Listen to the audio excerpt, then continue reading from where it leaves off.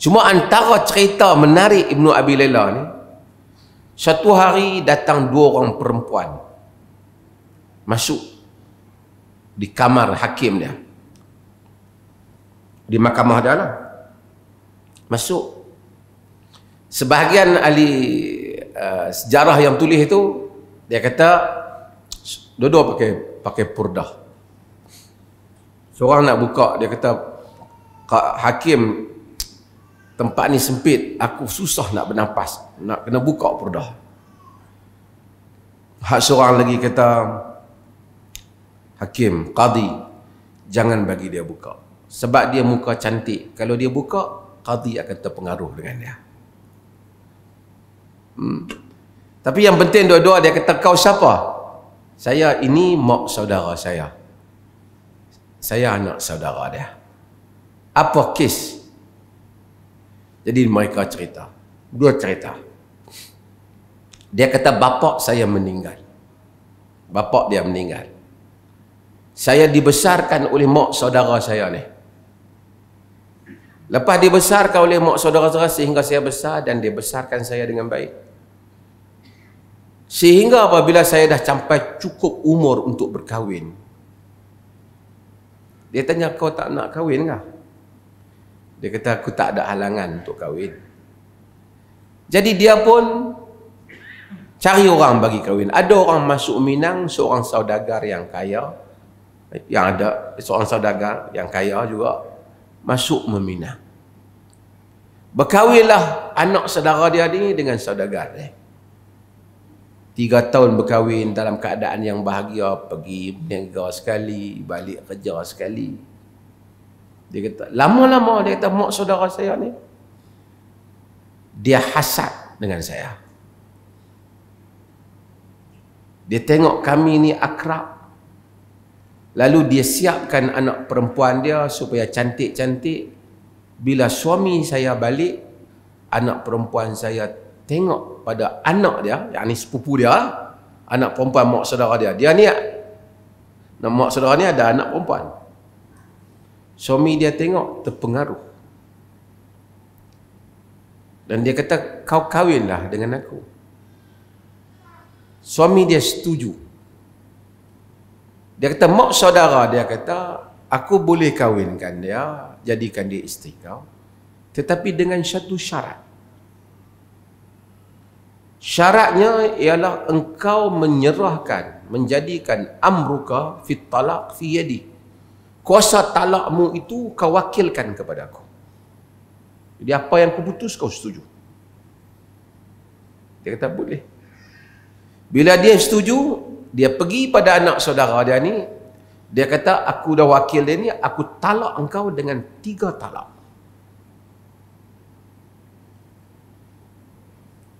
Dia talak dia.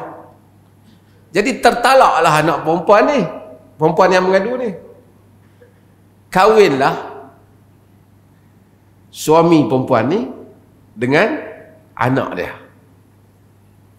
Bila dia duduk macam tu, dia pun minta nak pindah. Dia pindah pergi rumah lain. Jadi mak saudara dia dengan anak dia, dengan taliq bekas suami dia, hiduplah. Mereka jadi suami isteri yang baru lah. Mak saudara dia ni ada suami. Suami dia ni musafir, seorang penyair. Sebagian kata seorang peniaga yang kaya juga. Musafir. Lama baru balik. Bila balik, dia tanya, "Mana macam anak saudara hang yang kita duk bela selama ni?" Oh, dia kata dia dah kahwin, dia kena dicerita mungkin tak habis lah. Suami dia dah talak dia lah apa. Oh, dia kata, "Kesian, aku nak ziarah dia." Dia pergi ziarah anak saudara isteri dia lah. Jadi bekas je lah. Pasal dia kahwin dengan pak saudara kena kahwin dengan dia, mak saudara dia yang asal. Bila tengok, dia tahu perempuan ni, dia tahu suami mak saudara dia nak datang, dia bersiap diri dia cantik-cantik. Bila suami dia datang melawat, tengok dia cantik, dia kata hang kahwin lah dengan aku. Tuan-tuan tengok akal orang perempuan. Dia kata hang kahwin dengan aku. Dia pun kata aku pun boleh kahwin. Tapi dia dah kahwin dengan mak saudara dia. Tapi kalau hang nak kahwin dengan aku, sebelum nak buat apa, aku mau hang jadikan kuasa talak hang di tangan aku. Dia pun setuju. Dia pun pergi jumpa mak saudara dia. Dia wakil kepada suami dia, aku talak hang 3 kali talak.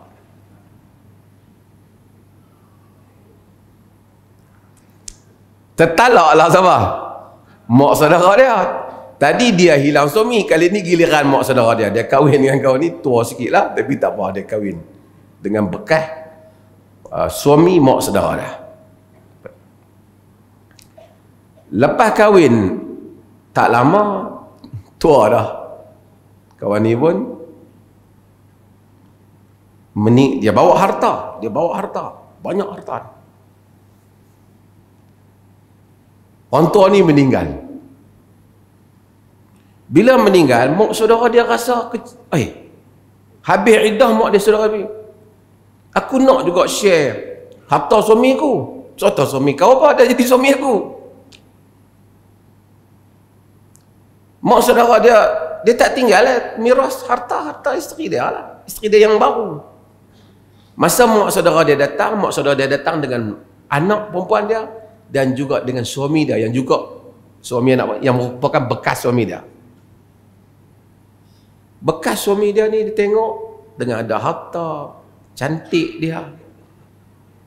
Dulu pun cantik. Dia memang cantik dulu, bahagia dia apa? Dia dah cakap suami dia.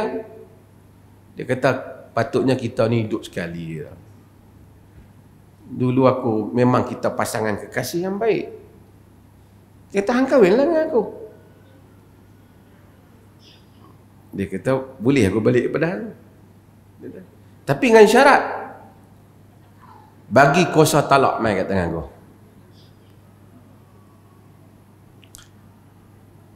Dia pun kata ya, dia pergi kat sepupu dia tu, talak hang 3 kali talak.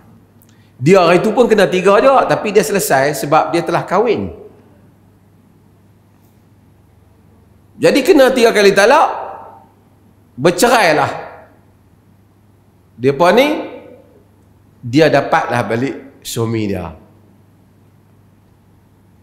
Jadi qadi tanya, apa soalan dia? Apa soalannya? Dia kata, mak saudara dia kata, patutkah, halal ke aku buat kat dia sekali, dia buat kat aku 2 kali. Kedua, dia ambil suami kami dua-dua sekali. Suami aku pun kena ambil, suami anak aku pun dia ambil balik. Dengan harta-harta sekali dapat kat dia. Boleh ke? Terdiam Abdul Rahman bin Laila kata, aku tak nampak pengharaman pada benda tu. Yang pertama, mereka kahwin. Dan kedua, syarak tak pernah melarang juga untuk satu orang tu kahwin balik 2 kali. Setelah dia cerai, dia nak kahwin balik, boleh. Dan bila kahwin, mati, macam kes suami dia, memang harta pusaka milik dia. Dan memang kes kau tanya, boleh tak mewakili kuasa talak pada orang? Kalau dia reda, boleh. Jadi dia dapat dua-dua sekali suami kon tu, mak saudara dia dengan anak dia, dua-dua hilang. Kes ini dirakamkan di dalam latar cerita Abdul Rahman ibnu Abi Laila, sehingga dia bawa kepada khalifah. Dia cerita khalifah pun kagum dengan hebat perencanaan wanita ni. Kan? Wa inna kaidakunna azim, sesungguhnya perancangan kamu sangat dahsyat. Orang kata. Sebab tu wanita ni, ni bagus-bagus lah. Wanita ni yang bagus-bagus, banyak wanita muslimat, salihat, mukminat. Tapi kalau tak bagus, tombang. Bukan sekadar dia wanita juga tombang, lelaki tombang. Negara pun boleh tumbang. Musnah kadang-kadang satu lelaki ni tak ada sebab lain, hanyalah kerana kadang-kadang isteri dia sendiri, pasangan dia sendiri, perancangan wanita. Dia punya licik tu hebat. Dua-dua lelaki ni dapat kat dia. Hang buat kat aku sekali, aku balas 2 kali. Sebab itu dalam sejarah manusia ni banyak tokoh-tokoh yang dianggap sangat terbilang, pidatonya terbilang, ininya terbilang. Tapi apabila dia menguruskan negara, negara jadi kacau disebabkan kerana isterinya. Berapa ramai raja-raja yang begitu dalam sejarah sehingga akhirnya dihukum oleh rakyat. Berapa ramai presiden yang setiga dihukum bunuh oleh rakyat disebabkan kerana kerenah isterinya. Dan berapa ramai tokoh-tokoh yang jatuh disebabkan kemewahan isterinya, yang akhirnya menyebabkan dia secara langsung ataupun tidak langsung, dia keheranan diri dia sendiri. Pasal apa aku boleh dituduh menyeleweng? Rupanya dia lupa bahawasanya isteri dia telah buat kerja kat belakang ni, rakyat sampai mengamuk. Itulah yang berlaku pada Marcos, berlaku banyak dalam negara-negara Eropah. Kes-kes yang seperti ini bukan baru. Inna kaida kunna azim. Quran kata sesungguhnya perancangan kamu itu sangat dahsyat, sangat dahsyat. Ini saya cerita luar negara ya.